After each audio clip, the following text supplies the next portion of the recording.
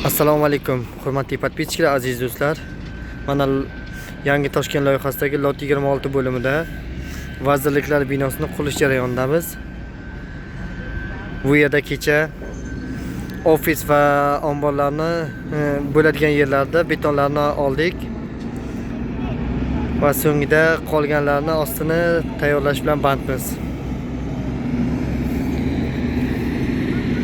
Nasib qilsa bugundan metal konstruksiyalarni boshlab olsa agar yaqin bir haftada ofis va omborlarni qurib bitkazib bo'larmiz. Avrasiya firmasi bilan hamkorlikdagi texnikalarimiz jadal ishlamoqda bu yerda.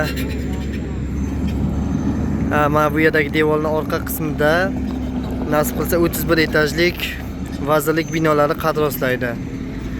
Bu tomondagi devorlarimizning orqa qismida juda katta joylar bor. Bu yerda nasib qilsa harbiy aeroport bo'lishi rejalashtirilmoqda. Nasib qilsa qo'llab-quvvatlab tursangizlar, sizlar bilan birgalikda yaqin 3 yillikda bu yerdagi qurilishlarni birgalikda yoritib boramiz.